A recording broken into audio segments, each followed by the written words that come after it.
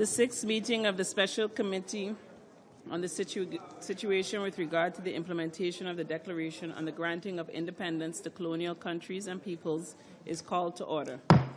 Distinguished delegates, this afternoon the committee will continue with the list of speakers on the Special Committee decision of the 18th of June 2018 concerning Puerto Rico. Before we proceed, I would like to draw your attention to Ed Memoir 06/19 Add.2 containing a request for hearing on Puerto Rico, which was received after the circulation of the initial request on this item during our third meeting on the 17th of June, but before the deadline of Wednesday noon, 19th of June. This request was omitted in error from the Add 1 of the Ed Memoir circulated this morning. May I take it that the Special Committee wishes to accede to the additional request for hearing? I hear no objection. It is so decided. Distinguished delegates, as I noted in the morning, I will first give the floor to committee members and other member states participating as observers. Thereafter, we will hear from the remaining petitioners on our list. In this regard, I have received a request from the Bolivarian Republic of Venezuela to address the committee on this item and on behalf of the non-aligned movement.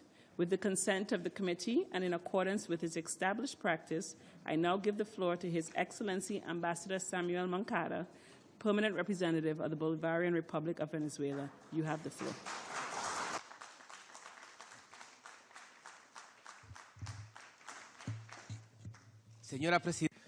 Madam Chairperson, it's an honor for the Bolivarian Republic of Venezuela to take the floor on behalf of the 120 member states of the non-aligned movement.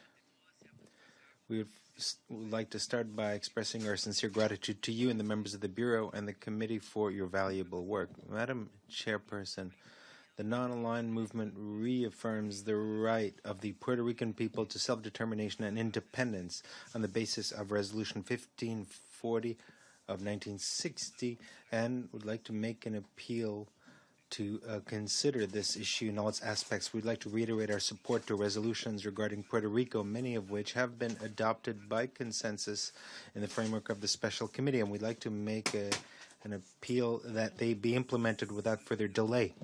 We'd like to express the wish that other resolutions be adopted this year on Puerto Rico by consensus, as has been done in the past, taking into account the position of principle of the member states of the non-aligned movement on this topic.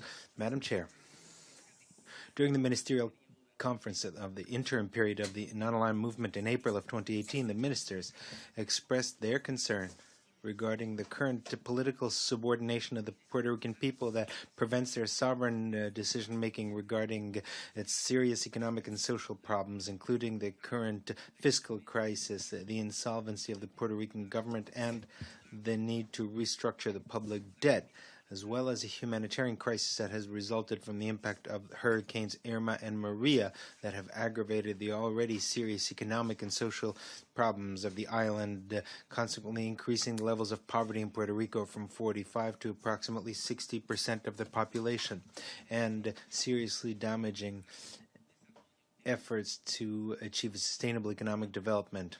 Also, the ministers expressed their concern regarding the legislation adopted by the United States Congress to impose a fiscal control board on the government of Puerto Rico that will undermine the limited powers of the San Juan government over its budget, over fiscal issues, and other topics. Furthermore, we urge the government of the United States to return to the Puerto Rican people the territory occupied and the installations on the various islands that were established, which are part of the Latin American and Caribbean nation of Puerto Rico. To conclude, the non-aligned movement would like to make an appeal to the government of the United States to assume its full responsibilities to accelerate the process that allows the people of Puerto Rico to fully exercise their inalienable right to self-determination and independence. Thank you very much, Madam Chairperson. I thank the Permanent Representative of the Bolivarian Republic of Venezuela for his statement. And I now give the floor to the Permanent Representative of the Plurinational State of Bolivia, who will be speaking on behalf of SELAC.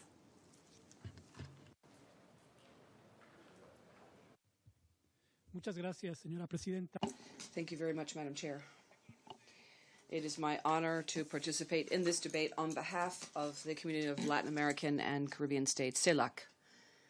CELAC would like to reiterate the Latin American and Caribbean nature of Puerto Rico, which was highlighted at the highest level by heads of state and government of the community of Latin American and Caribbean states at the summit of Punta Cana in the Dominican Republic, which was held on the 25th of January, 2017. CELAC takes note of the resolutions on Puerto Rico adopted by the Special Decolonization Committee of the United Nations and reiterates that this is a matter of highest interest for CELAC.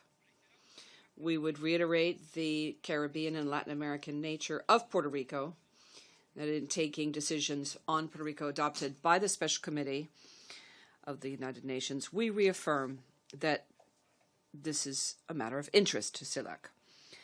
Member states of CELAC commit to continue working in the context of international law and especially within the framework of Resolution 1540 of the GA of the 14th of December of 1960 to ensure that the region of Latin America and the Caribbean be a free territory, free of colonialism and free of colonies. Thank you very much.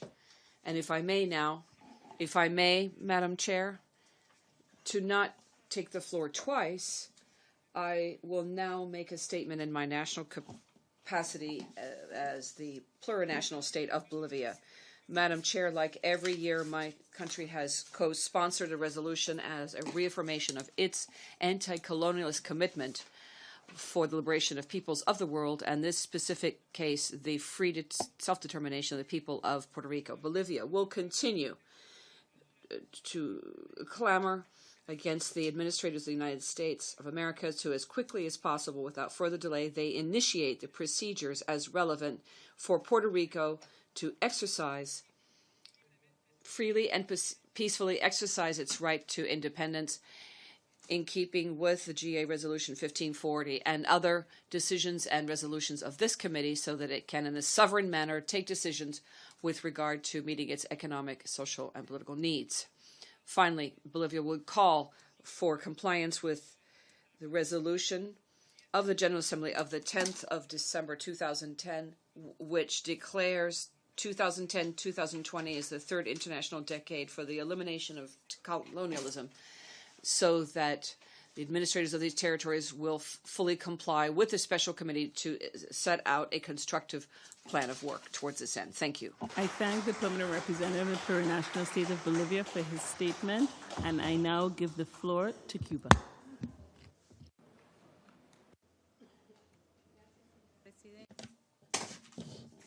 Madam Chairperson,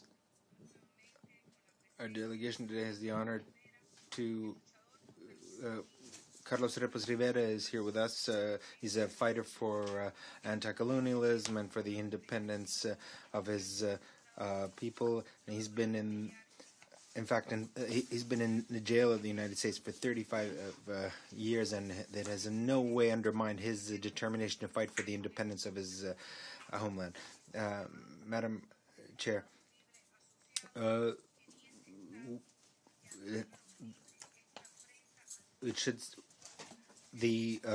Rico has been granted a specific status some 2 decades ago, and the United States Congress, in fact, exercises full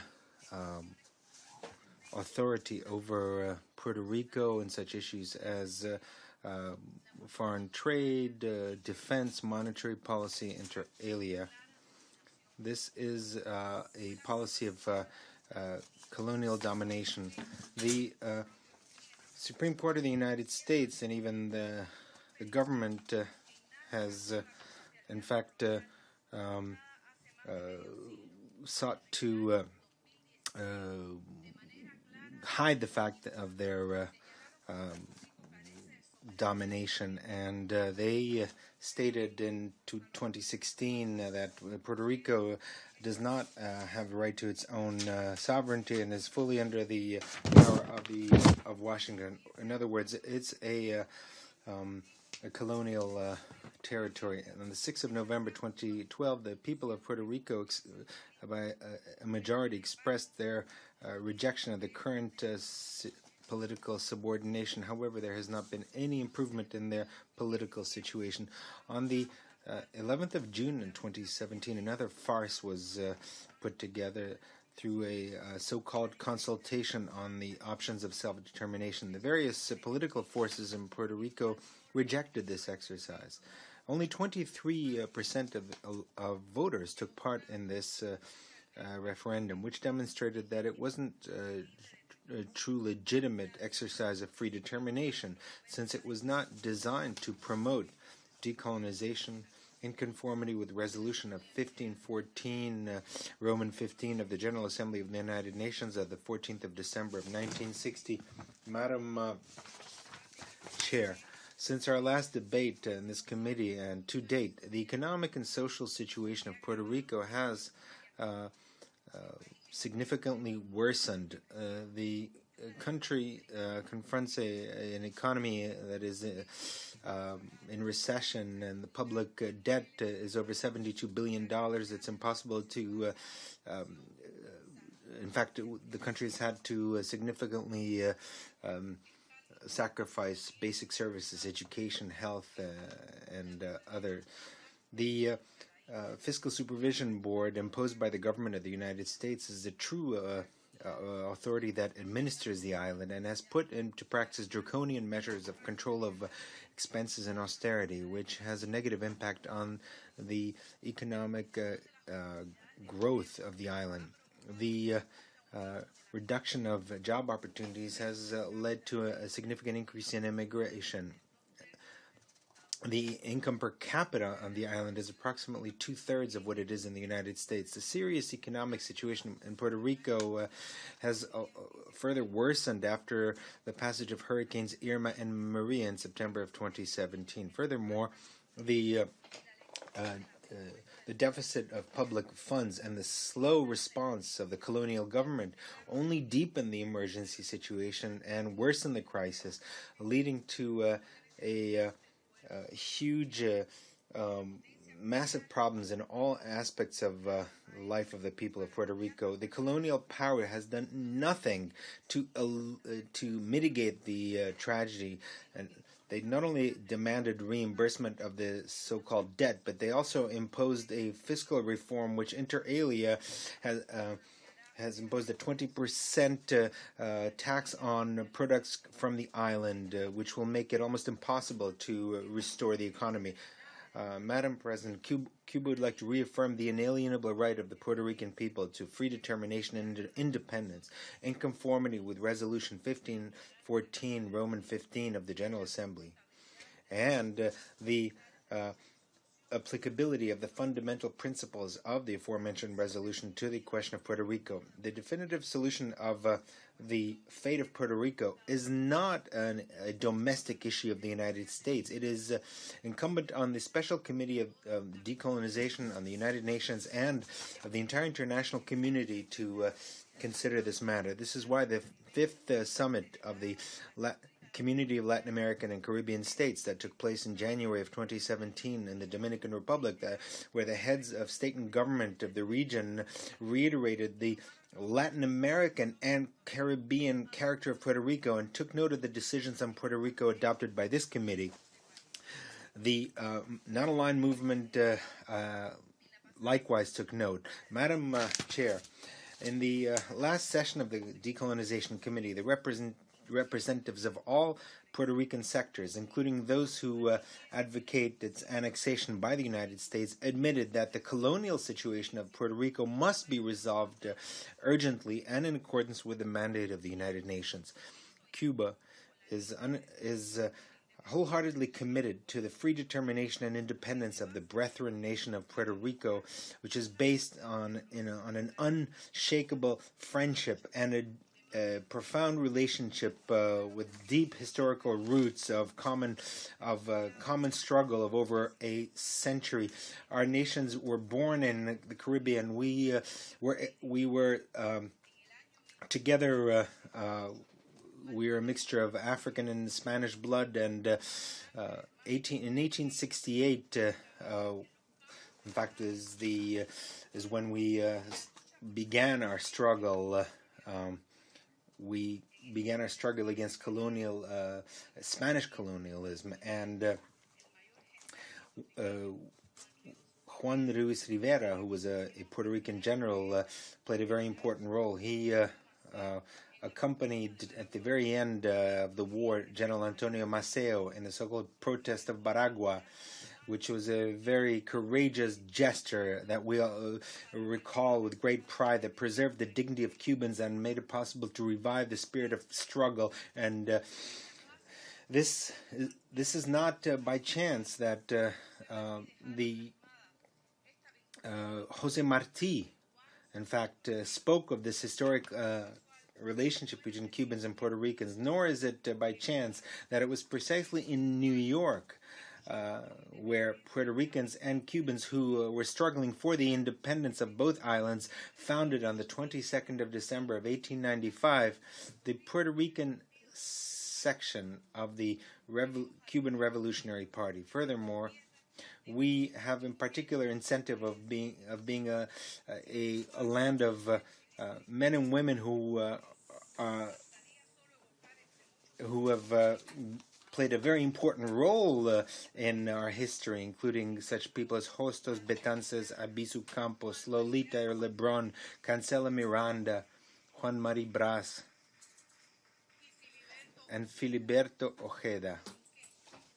Those were Cubans. Among the Puerto Ricans were Céspedes, Agramonte, Martí, Maceo, Mella, y Fidel. Rather, excuse me, the last names were from Cuba. The previous ones were from Puerto Rico.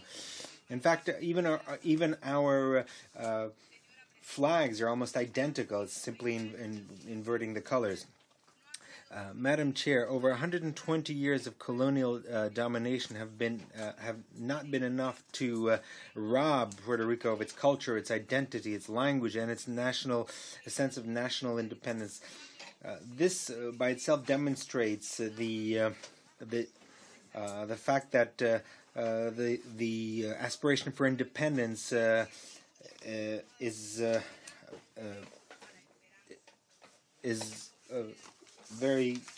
sits deeply in the consciousness of the Puerto Rican people. Thank you very much. I thank the distinguished representative of Cuba for his statement. And I now recognize the Syrian Arab Republic.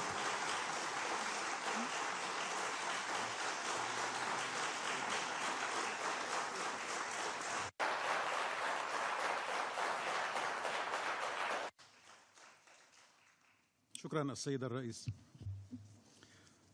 Thank you, Madam Chair. First, my delegation subscribes to the statement made by the distinguished colleague from Venezuela on behalf of the non-aligned movement. The struggle of the Puerto Rican people to achieve self-determination is one that has lasted for many years, whereas that same right is guaranteed in Resolution 1514 of 1960 of the General Assembly, and it is in keeping with granting independence to colonial peoples and countries and to the principles enshrined in the United Nations Charter. The 25th of July 2019, we will be commemorating the 120th anniversary, the 121st anniversary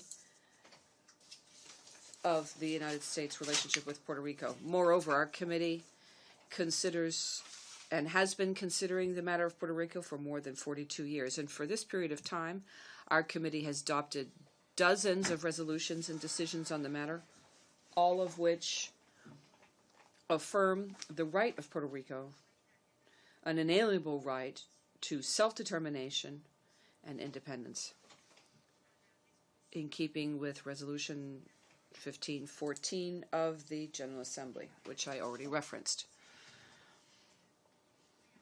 These resolutions reaffirmed the fact that the Puerto Rican people are part of the Latin American and Caribbean peoples. Moreover, these resolutions have called upon the government of the United States of America to assume its responsibility to expedite the process so that the people of Puerto Rico may exercise their inalienable right to independence and self-governance. Madam Chair, my country hopes that the adoption of today's draft resolution will be done on the basis of consensus like preceding years. That would in turn reaffirm the sacrosanct nature of resolutions and international law and the principles underpinning this organization, especially the principle of self-determination. Thank you. Representative of the Syrian Arab Republic for his statement. I now give the floor to Nicaragua.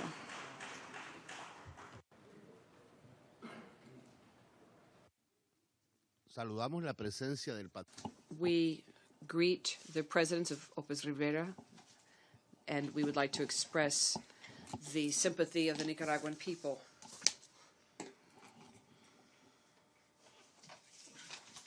delegación se asocia. Madam Chair, our delegation associates itself with the statement made by the delegation of Bolivia on behalf of the Community of Latin American and Caribbean States, CELAC. Today, once again, we have an opportunity to support and stand in solidarity with the cause to self-determination and independence of the sister nation of Puerto Rico, one of the colonial enclaves remaining in our area of Latin America and the Caribbean. Puerto Rico is undeniably an integral part of Latin America and the Caribbean and should not be an exception to the decolonization process, therefore, and should be able to fully exercise its inalienable right to self-determination and independence in keeping with Resolution 1514 of the General Assembly. Madam Chair, in this third decade for the eradication of colonialism, under Resolution 65/19, the General Assembly still has to review and fully debate the Puerto Rican question. It is still pending, and the situation and status of Puerto Rico as a colony for more than 3 decades on our committee's agenda has led to consideration and adoption of many resolutions and decisions on this matter. These resolutions are part of the international community's commitment represented by this committee. Commitment to the process of decolonization and to the exercise of the legitimate right of the Puerto Rican people to self-determination. Madam Chair, Nicaragua, as in prior years, is co-sponsoring the draft resolution being presented by Cuba on the Puerto Rican question. And in this regard, we'd like to say we would appreciate adoption by consensus of this resolution. Thank you. I thank the distinguished representative of Nicaragua for his statement, and I now recognize China.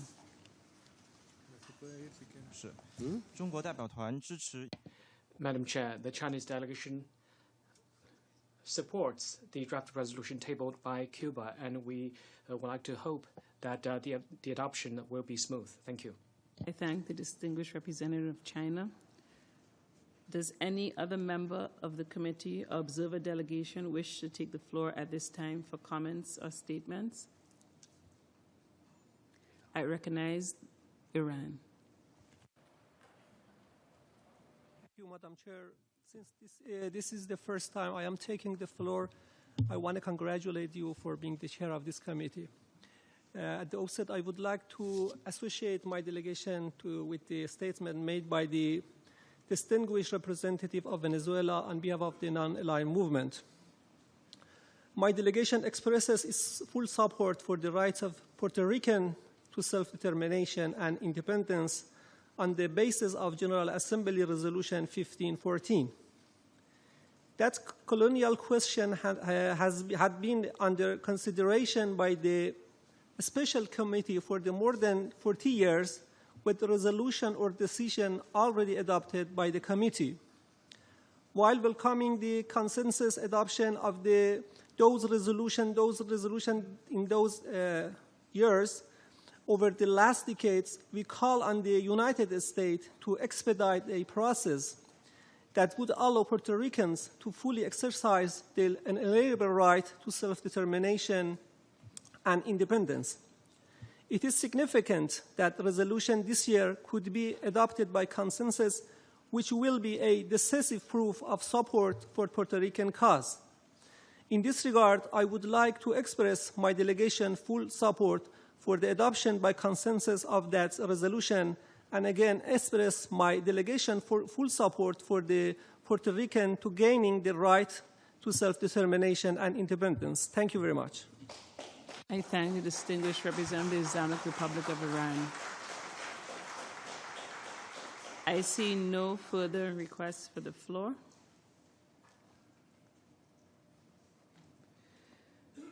The committee will now resume its hearing of petitioners on this item.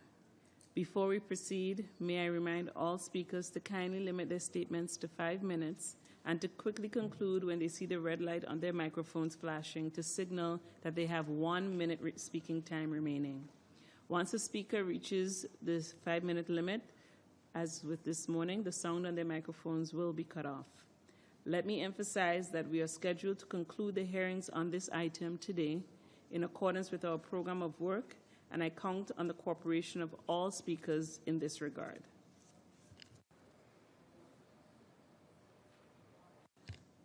Before we move on to the petitioners, I recognize Cuba. Gracias. Thank you, Madam Chair. I would like to ask how we're going to proceed. As I understood, the draft resolution was supposed to be presented now, and then we would continue with the list of petitioners. Could you clarify that, please? I thank the distinguished representative of Cuba for her question, and for clarification purposes, the resolution will be officially tabled and adopted following the remainder of the petitioners.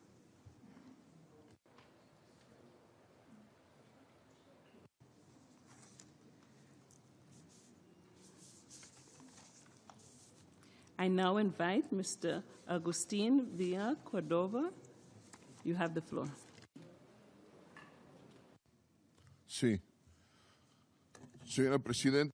Madam Chair, Excellencies, members of the Decolonization Committee and the public eye, I'm Agustin Villa Cordova, a Mexican, and I am the descendant of General Pacho Villa, and I am Francisco Villa and Emiliano Zapata were major figures in the Mexican Revolution. I would like to, on my own behalf and on behalf of all Mexicans, thank you, those who promote revolutionary ideals. I want to thank you for this opportunity to speak. In particular, we're here to defend one of the last nations that have been usurped of its freedom on this continent. I'm referring to the national state of Puerto Rico, which is part and parcel of the Americas, and has always had a very strong relationship with the Mayans and the Aztecs on our continent, and this relationship is furthermore witnessed by the participation of a Puerto Rican fighter in the fight against Spanish colonialism. Unfortunately, the speaker is reading a text that has not been given to the interpreters, which is almost impossible to do. So, Don Guadalupe Victoria was the first independent president of Mexico. They signed treaties to try to create a naval fleet to support the independence of Puerto Rico, and without it, it would have been impossible to achieve the independence of the new republics of the Americas. Francisco Villa and Pacho Villa is a descendant of the people that came from misery, basically for 4 years he had the biggest revolutionary army in Latin America with more than 100,000 people. Pacho Villa basically broke his relationship with the United States after an attack by a battalion of U.S. cavalry. Now, after the punitive expedition of General Pershing, who for 1 year was searching for Villa, and in 1916 he left Mexico defeated with empty hands. So Pacho Villa fought for several years, and he became a major nationalist figure of the beginning of the 20th century, and he became a symbol of the defense of Latin American identity in the face of the interventionist policy of the United States. General Villa, in building his army, is a major, also a symbol of the 21st century as well. And today at this podium, we are forced to demand the full independence of the national sovereign state of Puerto Rico, or Borinque, which has been illegally usurped by the government of the United States since 25th of July of 1898 through its military policy. The United States has maintained a predatory policy, and on behalf of our families, Villa, Pacho Villa, and Zapata, we demand that the General Assembly of the United Nations to ensure follow-up to the request for self-determination, and to give Puerto Rico a seat in the General Assembly of the United Nations. In conclusion, I would like to say that if Pancho Villa still lived, he would continue fighting for a free Puerto Rico. Thank you. Villa Cordova for his statement. You may now withdraw. I now give the floor to Mr. Jihad Abdul Mumit. You have the floor. Greetings of peace to the esteemed members of the Special Committee on the Decolonization of Puerto Rico, and to everyone. Bismillahir Rahmanir Rahim, in the name of Allah, most gracious, most merciful. My name is Jihad Abdul Mumit. I am the chairperson of the National Jericho Movement. It is a movement and political organization started in 1998 to campaign for the release of U.S.-held political prisoners, those Puerto Rican political prisoners included. All those political prisoners have fought for independence, even on the soils of a place called the United States of America. I am also a former member of the Black Panther Party and served 23 years in prison for fighting for such independence for people of color, joined here by my comrade behind me, Sekou Odinga. Jericho is a voice of political prisoners, and I'm honored to be here today with my comrade also, Oscar Lopez Rivera, who I've served quite a bit of time with in a godforsaken place called Leavenworth Federal Penitentiary. I'm here to represent the fact that progressive, freedom-loving people from all over the world, not just Puerto Ricans, but as testified before us from all these representatives from the different countries, support and recognize the fact that Puerto Rico should be independent and it should be free. There's a common refrain that says colonialism anywhere is a threat for colonialism to exist everywhere. Puerto Rico is indeed a colony of the United States, and as we understand it, colonialism by any other name is still colonialism.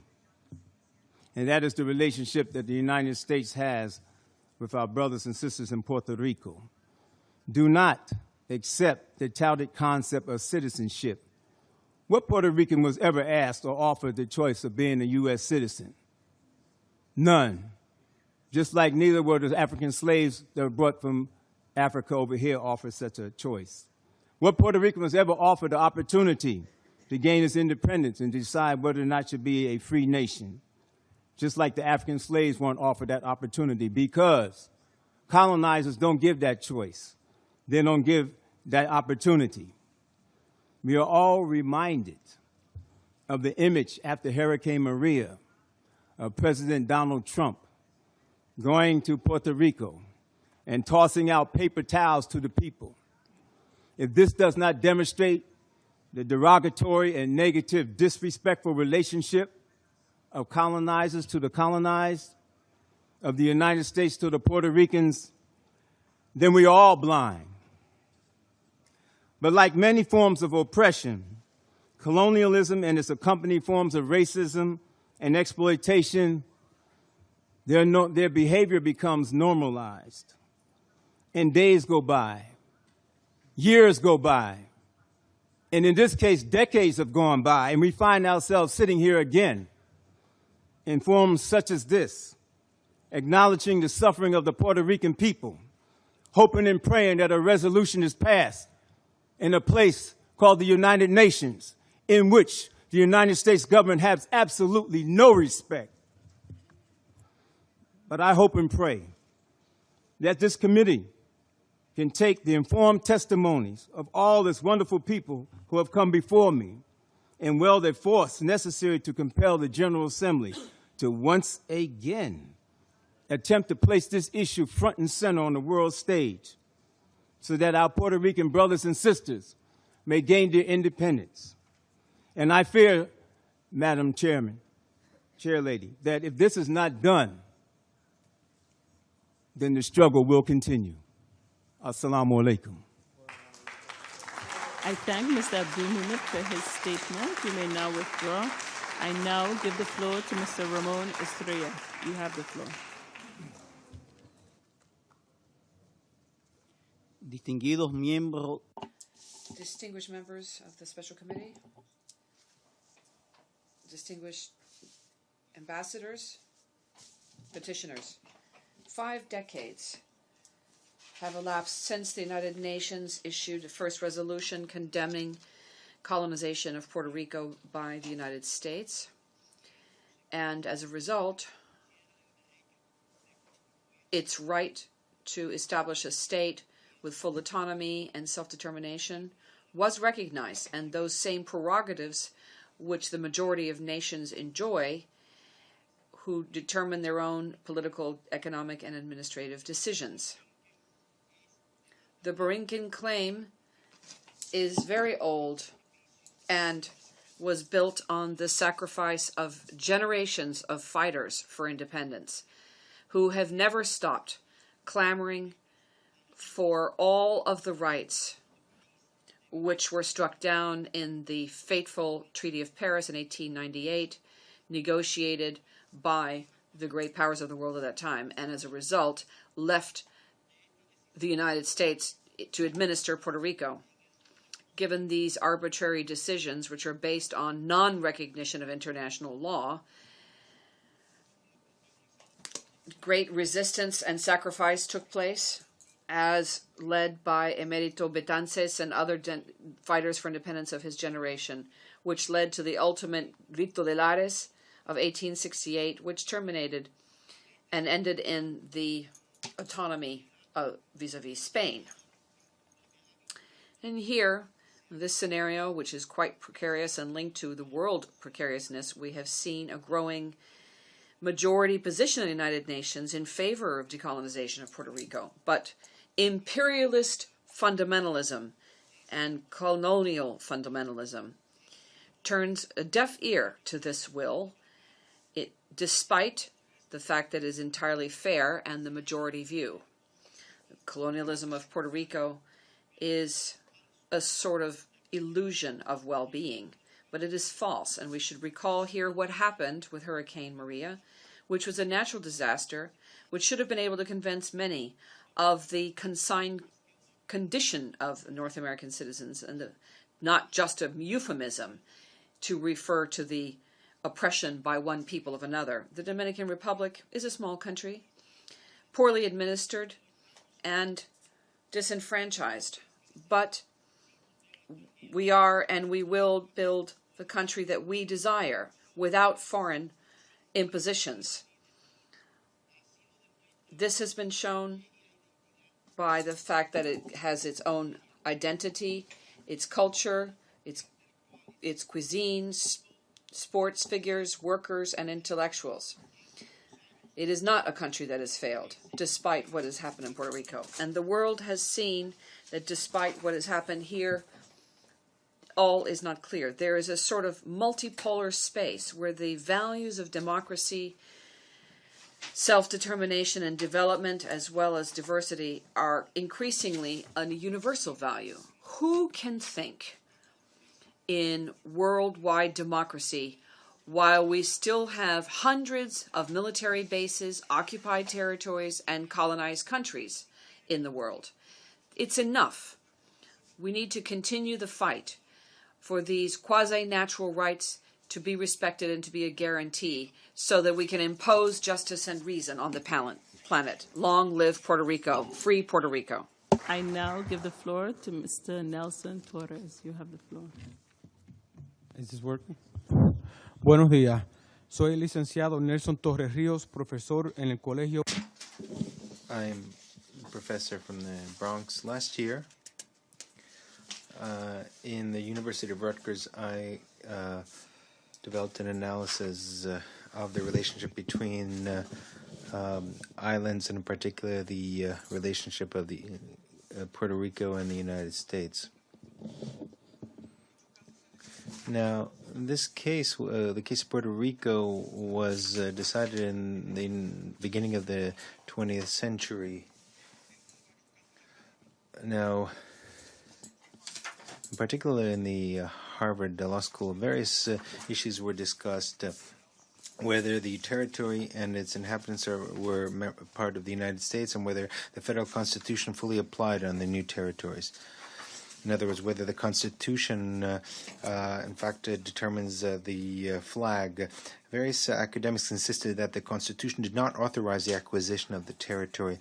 After a great deal of studies, there was a territorial concept of incorporated territory was developed. Professor Lowell explained that incorporated territories was part of the United States, and constitutional rights applied in its totality. A non-incorporated territory belongs but is not part of the United States. In other words, certain provisions of the Constitution would apply when the Congress would decide so. Lowell, amongst others, warned on the danger of incorporating territories whose inhabitants were of inferior races, incapable of adopting Anglo-Saxon principles, and with a culture and a language different from the American nation. The Supreme Court, dominated by white supremacists, the same ones that legitimized the legal concept of separate but equal, adopted the concept of non-incorporated territory. In 2016, the Supreme Court had a historic opportunity to correct the legal injustice that maintained Puerto Rico under colonial subjection. In spite of, however, it chose to perpetuate colonialism. Neither the imposition of the American citizenship in 1917 as a source of military troops, or the creation of the Free Associated State during the Cold War led to a change in the status of Puerto Rico, as was declared here in 1953. In Puerto Rico, there is no principle of government by consent of the governed. The effects of this colonial imposition are demonstrated today by the Fiscal Supervision Board, unilaterally appointed by the United States, that has usurped the powers of the elected branches of government. The board, known as Promesa, is in fact has created more problems that is resolved. The case of Litchfield versus Ballou establishes a precedent. The same scenario was seen in Detroit, where Judge Rhodes, mentioning Litchfield, declared that a majority of the debt was illegal. The Puerto Rican nation is at a historical crossroads where they can define their future and come out of this subordination. The admission to the American Union is not a right. It's a concession granted by the Congress, and therefore it's impossible to impose conditions that do not coincide with the cultural reality of the Puerto Rican nation. Puerto Rico is first and foremost a Latin American nation, and this is why the United States never incorporated it. It's not that we're incapable of adopting Anglo-Saxon principles. It's just that we don't want to, because that is not who we are. Sovereignty is an inalienable right of the Puerto Ricans to determine their own future. It does not depend on a concession from Congress. Therefore, I urge this body to do everything possible to promote the self-determination of the Puerto Rican people. Thank you very much, and may God bless Puerto Rico. Mr. Torres for his statement, and I now give the floor to Ms. Evelyn Michelle Roman Montalvo. You have the floor. My name is Ms. Montalvo, Sub-General Coordinator and spokesperson for the Puerto Rican Coalition Against the Death Penalty. The coalition is a non-governmental entity and non-sectarian, bringing together all types of organization, civic, defenders of human rights, faith-based, students, professional, unions, and others, with individuals. We've been working hand in hand to abolish the death penalty for over 10 years, and we've been appearing at this committee as a clear and unequivocal reflection of our stance against the federal death penalty as an additional violation of the rights of the people of Puerto Rico when it's treated as a colony of the United States, which is contrary to fundamental law, rules of life, and clear legal determinations, constitutionals of Puerto Rico. The General Assembly approved the Declaration on the Concession of Independence to colonial people and countries, establishing the subjugation of the people. Domination and foreign exploitation is a denial of their fundamental human rights and runs contrary to the United Nations Charter. Application of the death penalty in our country dramatizes the fact that Puerto Rico is subjugated to a foreign dominant power, which affects its most fundamental human rights, the right to life. Puerto Rico, since the 19th century and the beginning of the 20s, had abolished the death penalty in 1929, and the most recent execution on the island was in 1927. Then in 1952, it expressed in Article 2, Section 7 of its Constitution that there will be no death penalty. The Constitution approved what had to be accepted by the President and approved by the Congress of the United States of America. In 1976, the Congress of the United States approved the federal law on the death penalty, which established that punishment at the federal level. In 1994, there was a resurgence of the federal level of the law of punishment, adding the immensity of punishable crimes punishable by death. And for years, the federal courts of the United States for the District of the Puerto Rico had imposed on a number of occasions, even with great perseverance, and has been treated in a way completely different from any other jurisdiction currently. Puerto Rico continues to be in the danger of the fact that the death penalty could return. The colonial relationship maintains us at the expense of the government of the United States and imposes such cruel punishment on Puerto Rico, despite its firm rejection of the death penalty. The federal court cases are conducted in English, which is not the same as the native of Puerto Rico. And in order to be tried in these cases, the citizen has to understand English enough to be able to follow the legal process and, moreover, be prepared to accept the death penalty. This is a country where only 10% of the population speaks and understand English. And this is in addition to the fact that there are particular characteristics of people who are selected who are then predisposed to be sentenced to the death penalty. For years, the world has moved against abolition. In 2018, the report on the condemnation of death and executions of Amnesty International indicated that more than two-thirds of the countries in the world have abolished the death penalty. In 2018, the United States was the only country in all of the Americas which undertook executions. Within the territorial borders of the United States, since even within its own states, have been fighting to eradicate the death penalty. As recently as March of this year, in New Hampshire, became the 21st state to abolish the death penalty. We recognize that this committee has representatives of member states where there is the death penalty, and our presence here is not an attempt to impose our values on sovereign states that you represent. What we want is that you recognize the illegality or unlawfulness of forcing this punishment on Puerto Rico, and it's done by another country due to a colonial relationship. And these are issues that are intimately related to the topic of self-determination.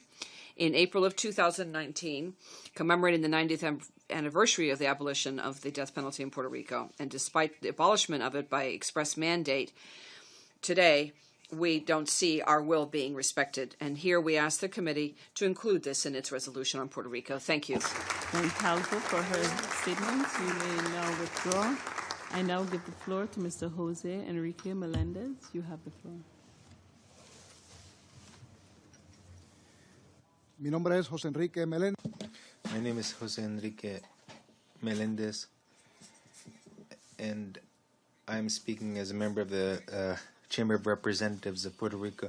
Our country's going through a very difficult period. Over the past decade, we've been experiencing a very serious economic and fiscal crisis, especially the impact of two major hurricanes, which led to disastrous results. This led to the fact that many Puerto Ricans have decided to move elsewhere in search of basic services. According to the census, the population of Puerto Rico has fallen to 3.1 million, and it is projected that in 2 years from now, this number will further go down to 2.9 million. This figure demonstrates the mobility of the Puerto Rican people, but also it has had a major impact on our country as a consequence of the huge debt of the island. The Congress of the United States approved legislation that created a fiscal supervisory board. In theory, this body is supposed to balance budgets, restructure debt, improve the financial markets, etc. In practice, this has not occurred. What has occurred is that this board functions as a second government. By creating this board, Congress did not clearly limit the powers of the board, and it did not give it legislative powers. It did not give powers to define public policy, and that is important to remember. The Congress gave this board basically a decision to veto decisions of the elected government. In other words, the federal government, by imposing this board, created a situation where chaos has reigned. And we know that when there is chaos, there is instability. And this is the best incentive, not only to make local talent flee, but in fact is a disincentive for work. So why are we here? We're here because although the future of Puerto Rico is outside the jurisdiction of the United Nations, it is important to remember that we do not have our own government. We do not have our own independence. Now, does Puerto Rico have proportional participation in the Chamber of Representatives of the United States? No, it doesn't. Furthermore, Puerto Rico control its own currency? No, it doesn't. Can Puerto Rico have relations with any country around the world? No, it can't. Does Puerto Rico have representatives in this body in the United Nations? No, it doesn't. So, does Puerto Rico have the tools to determine its own economic development and to control all the variables that pertain to its economy? No. So it's absurd for this committee to keep meeting every year and keep adopting a resolution on independence, and that this resolution has no impact because nothing happens in the General Assembly. Everyone acknowledges that reducing pensions would be a major blow to pensioners and to our economy, and the only thing that will actually resolve all our problems will be defining our status, our ultimate status.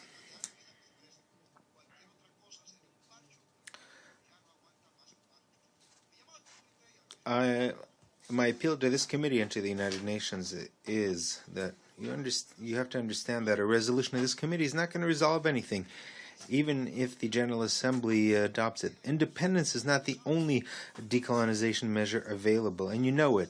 You also know that our people has consistently rejected this. Only the admission of Puerto Rico as a state in the same conditions as the other 50 states guarantees us the tools of equality that we're entitled to. Thank you very much. Thank Mr. Melendez for his statement, and I now give the floor to Mr. Jose Hernandez. You have the floor. I'm Jose Hernandez from Puerto Rico Me Llama, an independent organization and an affiliate of Frente Independentista Boricua. The United Nations has passed 37 resolutions calling for the decolonization of Puerto Rico over the past 47 years, and not a single one has been considered by the oppressors in the U.S. government or in Puerto Rico's colonial government. It's very clear that both governments do not respect international law and have no intentions of complying with Puerto Rico's right to self-determination. From the beginning of the United States intervention in Puerto Rico, it was made very clear that Puerto Rico is never to be a part of the United States. And as recently as June 2016, the United States confirmed that the ultimate source of governmental power lies in the U.S. Congress. They went on to declare that any limited concession of self-government to Puerto Rico may be unilaterally revoked by the United States Congress. That's the definition of a colony. That's what a colony is. And Puerto Rico should remain on the list of non-self-governing territories until complete independence and sovereignty is achieved. Puerto Rico is currently strangled in what truly is an economic embargo and economic sanctions imposed by the U.S. government and the colonial government in Puerto Rico. We demand that the General Assembly take action on the case of Puerto Rico, because if it doesn't, it will allow the United States to continue on the wrong path of history. Que viva Puerto Rico libre. I thank Mr. Hernandez for his statement. You may now withdraw. I now give the floor to Ms. Nina Valedon. Mi nombre es Nina Valedon, directora ejecutiva. My name is Nina Valedon. I'm director of Alianza Patria. I don't hear anyone talking about the U.S. invasion of Puerto Rico in 1898 or the colonialist permissible sin of the 20th century, or what it meant or didn't mean, the Puerto Rican trends and all the fights of 1952. History has followed its cause regardless of the labels that we put on it or how we look at it. It's undeniable that the current situation of relations between Puerto Rico and the United States unduly restrict our capacity and ability to deal with the worst humanitarian economic crisis of our history. It is time to let go of the labels that have divided us and unite forces in a great Puerto Rican front to achieve concrete results, so that we will have the political and economic tools necessary to lift ourselves up. Whether or not the United States is a colonial power, the response of the government of the United States to the humanitarian crisis created by the hurricanes Irma and Maria has demonstrated them to be discriminatory, and this response is subject to international community scrutiny. Efforts of recovery and reconstruction have been stalled. Every so often there are hurricanes, and more than 30,000 Puerto Rican brothers and sisters are without a firm roof over their heads. The federal government has given us the total amount of money that they have assigned to Puerto Rico, much of which was reimbursement to the municipal governments.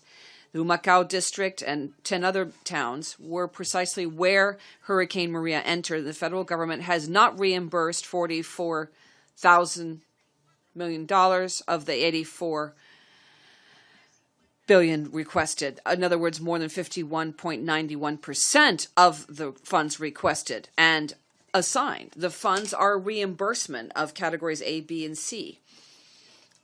We have specific data on what happens in the various cities, which I am now listing, and the interpreter will not.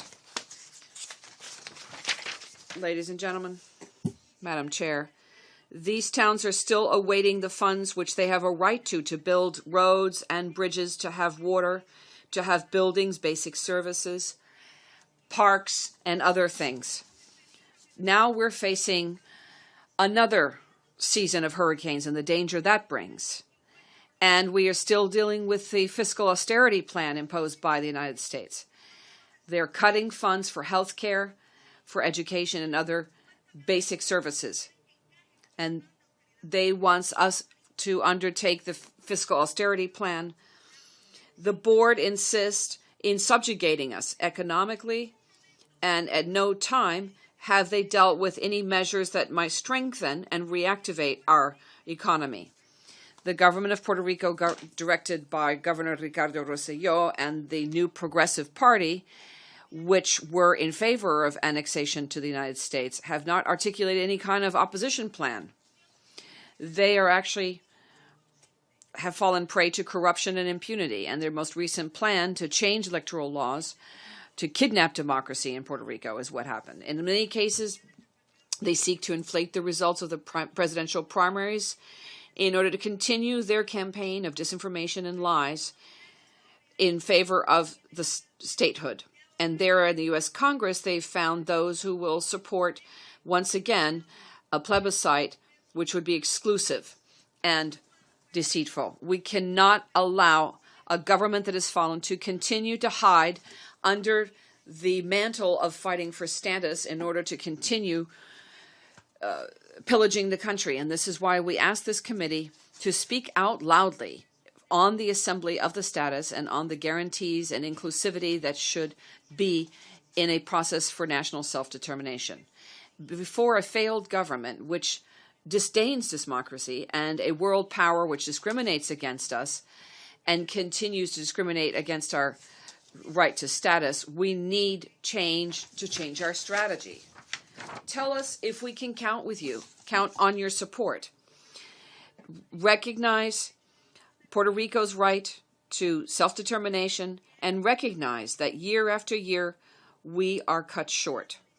Above and beyond making requests that the General Assembly recommend that the United States be compelled to submit reports on Puerto Rico, or that they require it to initiate a self-determination process which is fair and inclusive and respectful, we would request the microphone has been turned off for the speaker who's run out of time. Baladon for her statement. You may now withdraw. I now give the floor to Mr. James Mendieta.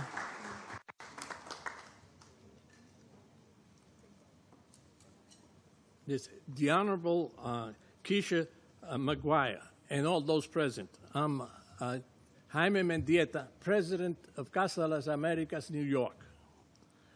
Cuba and Puerto Rico in the 19th century, the two islands were in the middle of a war for independence from Spain. Cuba had a 3-year-long war that ended in December 1898. After the end of the Spanish-American War, while Puerto Rico had gained its autonomy from Spain before the United States invaded the island, both Cuba and Puerto Rico remained territories of the United States after the Spanish-American War, but only Cuba was able to gain its formal independence in 1902. Today, Puerto Rico remains a colony of the United States. Hurricane Maria confirms Puerto Rico's colonial status. Hurricane Maria was a defining moment in Puerto Rican history. The hurricane struck September 20th, 2017, and left unparalleled destruction, at least 2,975 fatalities in the storm's aftermath. Property destruction and commercial economic losses exceeded $95 billion. The Trump administration and the United States recovery response was minimal and insulting. Puerto Rico learned a sad lesson. The belief that the United States would give unrestricted aid in the humanitarian crisis involving loss of life was shattered. The nonchalant response of the United States to the disaster has made it clear that Puerto Rico's Commonwealth status has dropped to that of a second-class colony. It became obvious that Puerto Rico is not equal to a State of the Union. Nothing has changed since 1901, when the Supreme Court ruled that Puerto Rico belonged to the United States but was not a part of the United States. Its occupation in 1898 by the United States until the dissolution of the Soviet Union in 1991, Puerto Rico was a strategic asset and profitable investment for U.S. capital. During the past quarter century, Puerto Rico's status as an American showcase in the Caribbean has diminished. No need to maintain a fake economy based on unsustainable debt.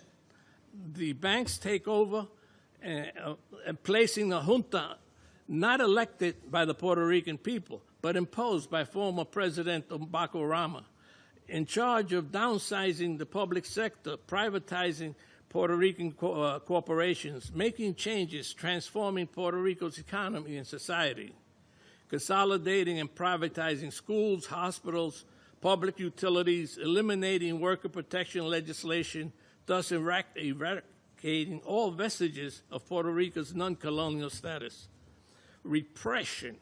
In the mid-century, the COINTEL program was a project conducted by the United States FBI, Federal Bureau of Investigation, to surveil, infiltrate, and discredit and disrupt domestic political organizations, which it classified as suspect or subversive.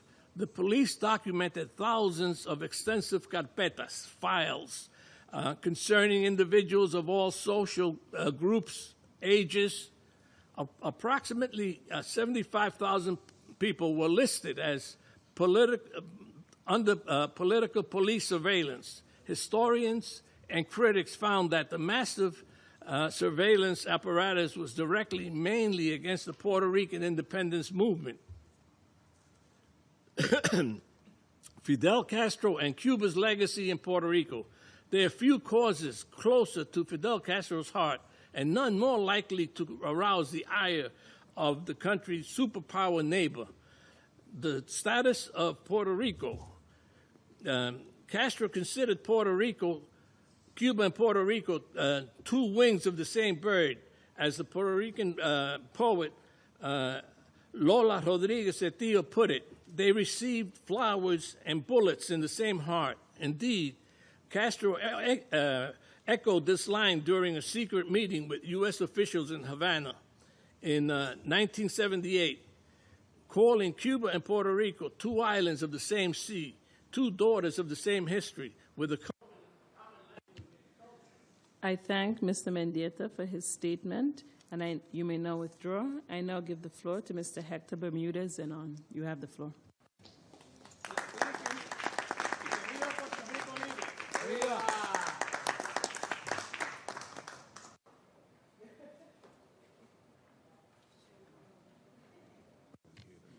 Mr. Hector Bermudez Zenon, you have the floor. Your Excellencies, Madam Chair, distinguished members of the Special Committee on Decolonization, and to all the free and sovereign peoples on the face of the earth. It's a decade of Afro-descendants of the United Nations. For the record, my name is Hector Bermudez Zenon, and I'm speaking about the case of Puerto Rico. With Resolution 37, the colonial character of our nation, Puerto Rico, has been reiterated. And sincerely, I am convinced that the government of the United States thinks that we, the Puerto Ricans, are basically,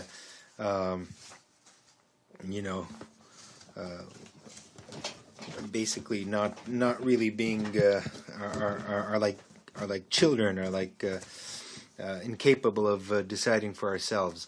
And it's incredible that in the 21st century we're still begging for our rights, and the United States pays no attention to our nation or to this committee. We have to kick out the United States out of Puerto Rico by any means necessary. This committee has seen today and throughout all these years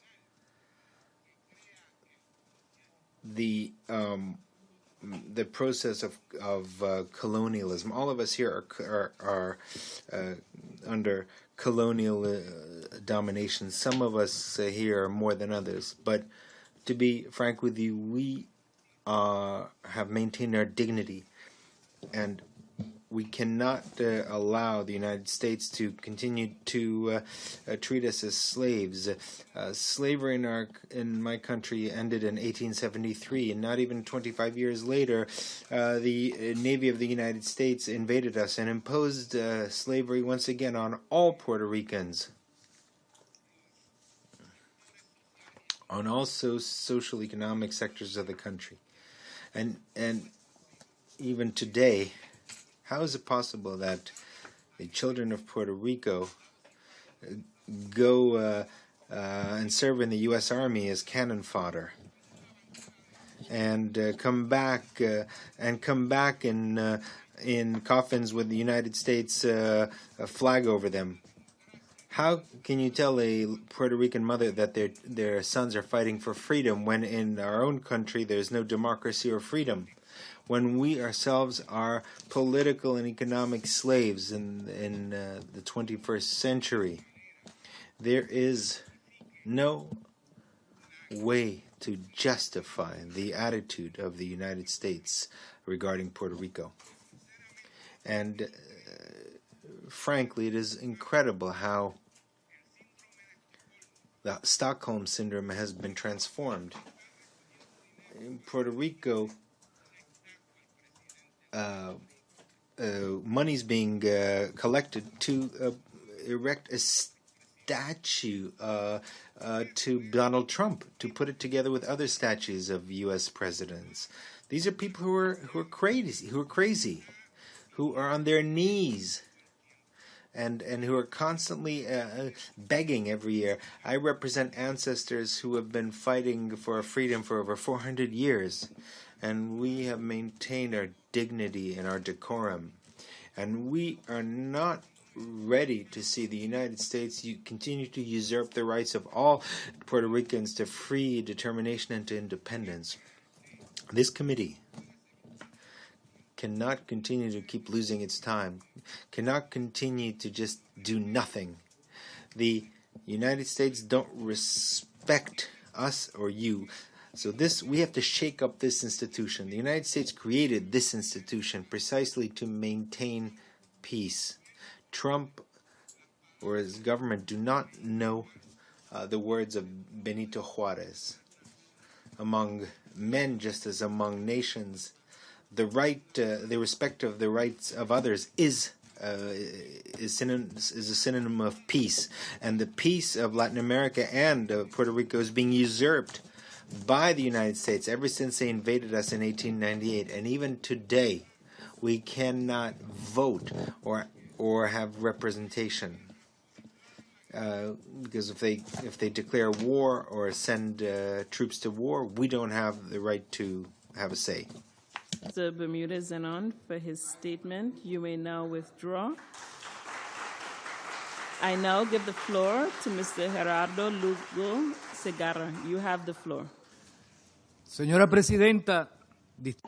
Madam Chair, distinguished members of the Special Committee, I appear before this forum. My name is Gerardo Lugo Segarra, and I'm representing the Nationalist Party of Puerto Rico, which is a liberating movement to denounce the colonial case of Puerto Rico and demand that the international community recognize the Puerto Rican nation's right to self-determination and independence. The colonial situation of Puerto Rico has been maintained unaltered for 121 years under the United States domination. It's an associated state, not a government. A colonial administration without any power. The law promised, was imposed by the United States and vests us with sovereign immunity and grants all authority to the fiscal board of 7 individuals appointed by the president of the imperial reign. This leads to absolute powers over Puerto Rico and stops the so-called government from being able to do anything. In ELA, it's incapable of negotiating as a sovereign state and, moreover, has no capacity and can still get into debt.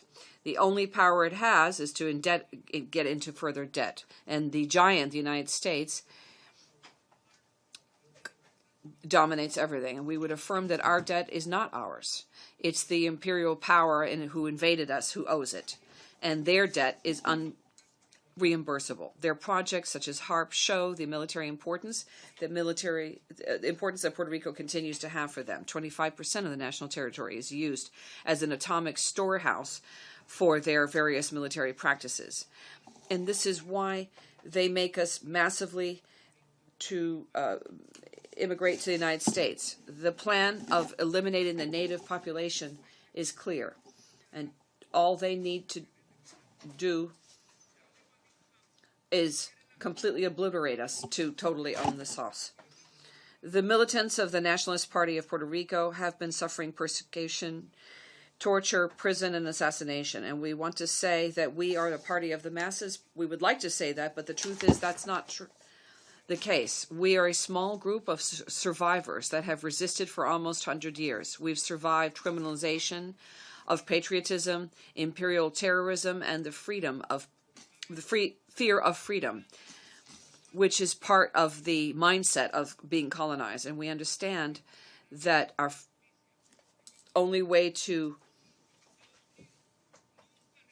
achieve justice is to overcome those who want to eliminate you. The United States will never recognize the right and existence of the freedom of other nations, even if it's well demonstrated.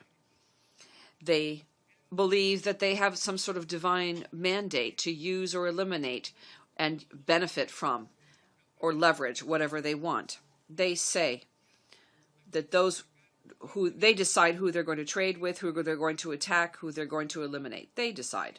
Puerto Rico is not a domestic issue for the Yankee empire, as they would state. It's a matter for everyone. This international body needs to do what it needs to do in order to establish a report on the current social, political, and economic conditions of the colony in the United States. And it takes necessary steps in order to allow Puerto Rico to avenge its independence. We demand the freedom of all and release of all political prisoners in the world. And we stand in solidarity with the fight of the Sahrawi people, the Palestinian people, the nation and democratic government of Venezuela, Cuba, Nicaragua, and we stand for the defense of their sovereignty vis-a-vis the empire of evil. We appreciate your support, the support of all countries who have stood in favor of our freedom. Thank you for listening to us. Mr. Lugo Segarra for his statement. You may now withdraw. I now give the floor to Mr. Manuel Rivera. You have the floor. Señora Presidente, señores y señoras. Madam Chair, ladies and gentlemen, delegates, circumstances often force us to swallow a bitter pill. I'll explain why. We have to force the United States to get involved in the work on decolonization of Puerto Rico. Now, the bitter pill. The case of Puerto Rico has to be examined on the list of colonialized countries. Only then the government of the United States will be forced to submit reports that are required by the United Nations and to establish a true decolonization plan. Now, the evidence that has been presented in this Committee of Decolonization since its creation is enough to justify such a decision. However, we have to start from zero and accept the fact that what happened in 1952 was pure lies. On the 6th of November 2012, the people of Puerto Rico spoke clearly. 55% of voters expressed their wish to change the colonial relationship between Puerto Rico and the United States. Over 1.8 million voters participated. However, the colonial power ignored this will of the people, in fact, it has turned its back to the democratic wishes of many countries. Recently, a Democratic congressman, high-ranking Democratic congressman in the U.S. Congress, visited Puerto Rico, and he stated that he would not touch upon the issue of the status in Congress due to the lack of political determination. And in fact, this is simply not true. So, Madam Chair, what are we discussing here? Every year we have a resolution presented and a report prepared by the rapporteur of the special committee in charge of examining the situation with regard to the declaration on the granting of independence to colonial countries and peoples. However, nothing ever happens. And the case of Puerto Rico continues to be stalled in this committee. The same thing happens in the Congress of the United States. Draft laws are submitted to conduct a vote or a referendum on the status. However, they all become stalled because there's no will to decolonize. Let's recall that the General Assembly of the United Nations declared the decade of 1990 to 2000 as the decade to eradicate colonialism. The government of the United States that has administered Puerto Rico has hidden behind a screen of lies and has not owned up to its responsibility as required by international law. We all know that the creation of ELA in 1952 was a lie. There was a lie to the people of Puerto Rico and to the international community. It is the government of the United States that has the last word in Puerto Rico. So what are we discussing here, Madam Chair, ladies and gentlemen, delegates? It is now up to the colonial power to comply with the mandate, with the will of our people. It is essential that in fact, it's lies that that Puerto Ricans are not cannot agree on anything. This is not true. We know that we cannot accept this game where we're being kind of strung along with insinuations or promises to submit legislation and to hold a binding referendum. It should be absolutely clear that since 1952, the government of the United States has basically refused to be held accountable to the international community on the colonial status of Puerto Rico. It is up to you to take action and to return the case of Puerto Rico to the list of colonial countries. The United States has administered Puerto Rico since 1952 without being held accountable. It is now for us time to return to the list of colonial countries. Thank you. Statement, you may now withdraw. I give the floor to Ms. Lindsay Lopez Murillo. You have the floor. Buenas tardes. Good afternoon to everyone, President. Lindsay Lopez Murillo, who is part of the international relations for Puerto Rico, IMPRI. We are in a process of transition towards decolonization. This is a chip in the wall, which, as Marcela Sanano said, is always an act of despair for a physical place, persistence and despair. After many resolutions approved on the question of Puerto Rico, the General Assembly still has not received the answer required. 77 years ago, we called on decolonization process of Puerto Rico to begin. And we are as indignant as we were then.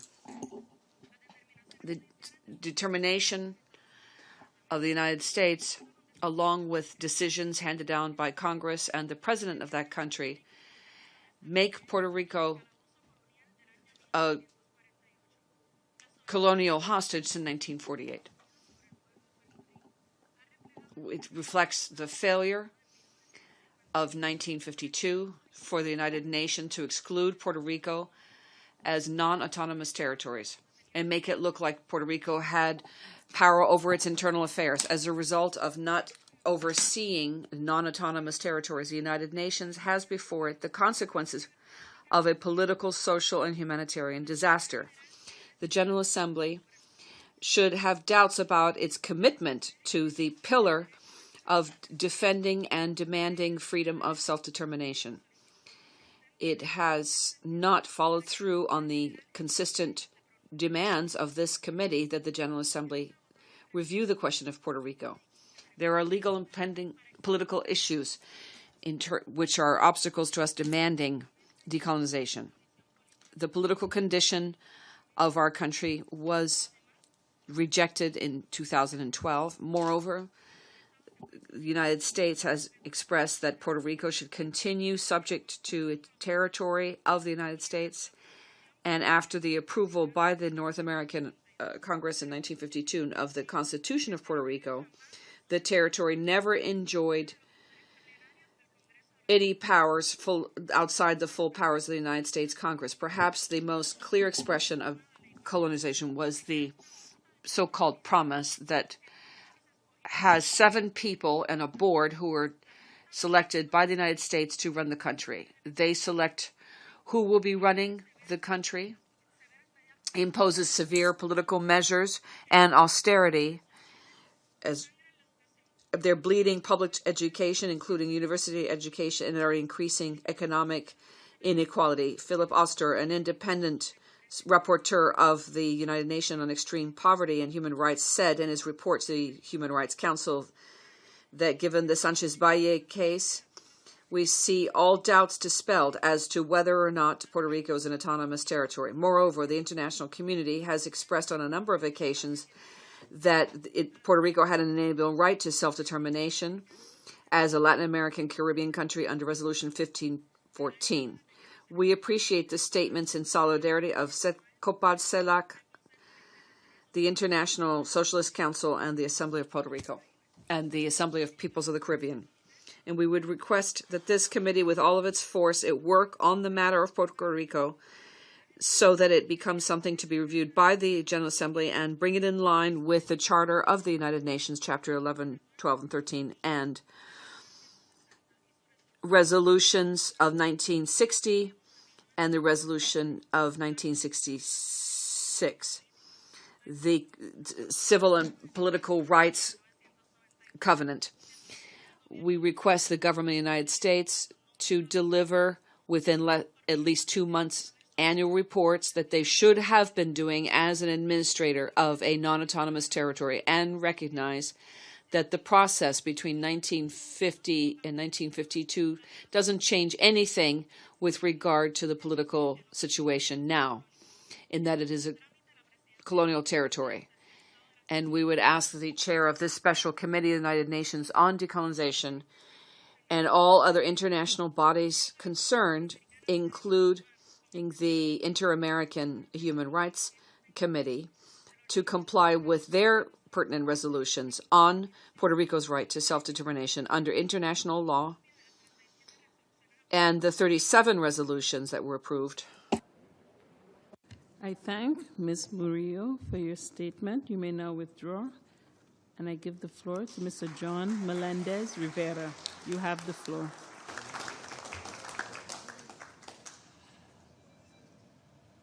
Good afternoon, all. Thank you for the honor of being the last petitioner.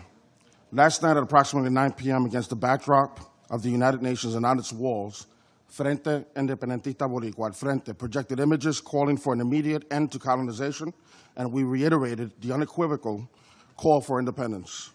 Frente Independentista Boricua is a collective of organizations and individuals both in the island and across the diaspora, united around the central idea of Puerto Rican independence. Formed on June 2, 2018 here in New York, our central tenet is to solidify all independence-related efforts into a unified front. After 121 years of U.S. colonization, I can report that the situation in Puerto Rico is dire, with massive levels of unemployment, with poverty rates in excess of 45% of the population, with wages suppressed to merely subsistence levels, with the second lowest HDI index when applied to U.S. states and territories, just ahead of American Samoa, with inflation cost of goods due to protectionist maritime laws, with unsustainable cutting of essential services like healthcare and education, and straddled with an illegal colonial debt that has essentially bankrupted the country, the United States has essentially launched economic warfare against the Puerto Rican people, causing intolerable levels of suffrage, leading to a continued exodus from our land. As this body knows, creating an economically dependent nation to another to facilitate the former's objective is the basic premise of colonization. Many in the island and in the diaspora believe that to achieve economic prosperity, one must further submit to the United States.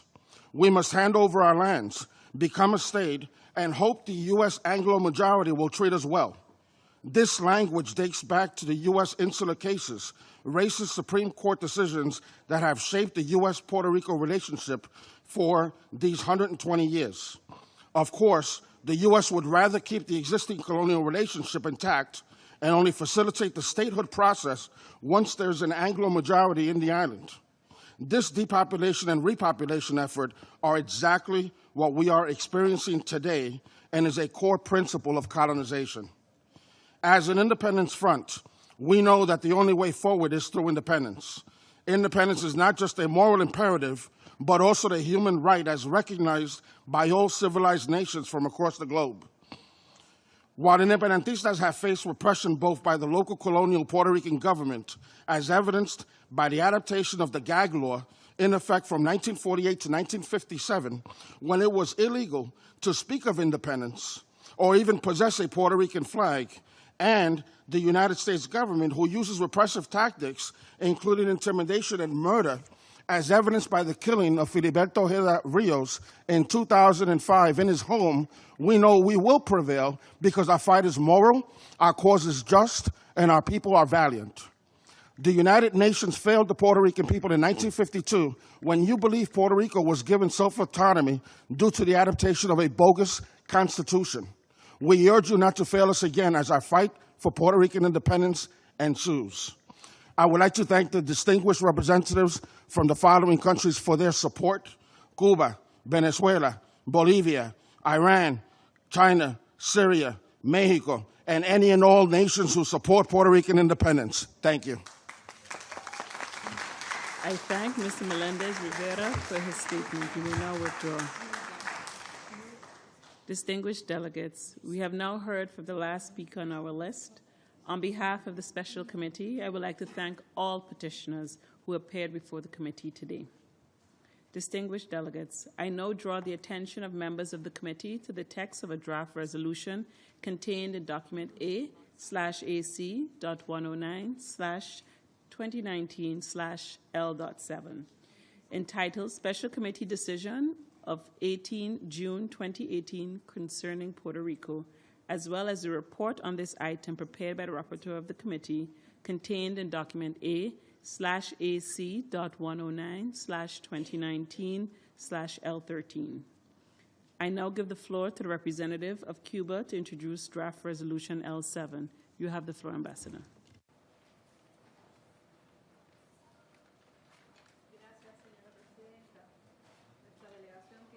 Presentar nuestra delegación. Madam Chair, our delegation has the honor to submit to the Special Committee on Decolonization on behalf of Cuba, Antigua and Barbuda, the plurinational state of Bolivia, the Republic of Nicaragua, the Bolivarian Republic of Venezuela, the Syrian Arab Republic, and the Russian Federation, the draft resolution on the question of Puerto Rico, included in document A/AC.109/2019/L7. We appreciate the extensive presence of Puerto Rican petitioners today, whose contributions are very important for the work of this committee. The draft resolution that we submit today reiterates that Puerto Rico is a Latin American and Caribbean nation with its own and unmistakable national identity, which Puerto Ricans have been able to defend despite the long process of colonization to which they have been subjected. The text recognizes that within the context of the significant worsening of the economic and fiscal crisis in Puerto Rico, the current status prevents the Puerto Rican people from making sovereign decisions to meet their needs and shape their future, especially to address the serious economic and social problems that affect them. The draft includes a deep concern over the imposition on Puerto Rico by the U.S. Congress of a fiscal control board, which, to which almost all petitioners have referred to. Furthermore, the text further notes that the U.S. Supreme Court, pursuant to a legal consultation of the U.S. Department of Justice, ruled in the Puerto Rico versus Sanchez Valle case that the original and ultimate source of governmental authority in Puerto Rico is the U.S. Congress, making clear that any limited concession of self-government to Puerto Rico can be unilaterally revoked by that Congress. We'd like to reiterate our concern about the actions taken against Puerto Rican independence activists, including repression and intimidation, known from documents declassified by U.S. federal agencies. The draft also recognizes the statements of the summits of the Community of Latin American and Caribbean States, CELAC, the Non-Aligned Movement, the Bolivarian Alliance for the Peoples of Our America, ALBA, as well as other forums.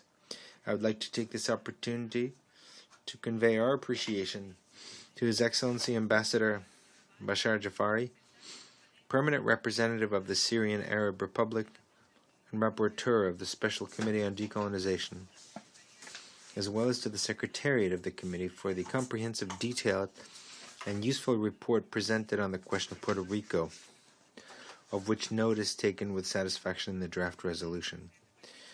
I would also like to thank you, Madam Chair, for all the support provided to our delegation. In recent weeks, we have held consultations with all members of the committee with the purpose of achieving, has been the case over the past 19 years, the adoption by consensus of the draft resolution on the question of Puerto Rico.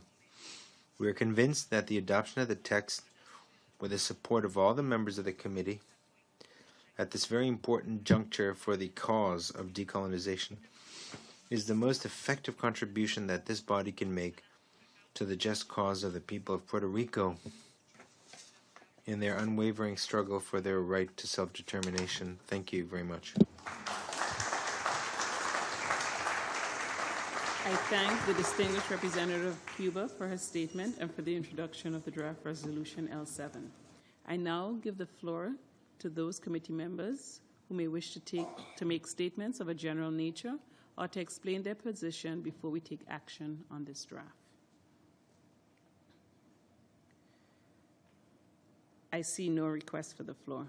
Distinguished delegates, the sponsors have expressed the wish that the draft resolution L7 be adopted by the committee without a vote. May I take it that the committee wishes to act accordingly? I hear no objection. It is so decided. Draft resolution L7 is adopted without a vote.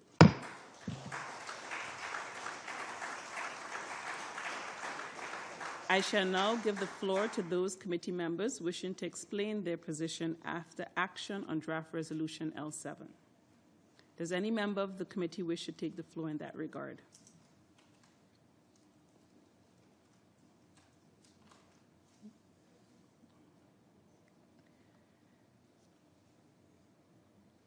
I see no request for the floor.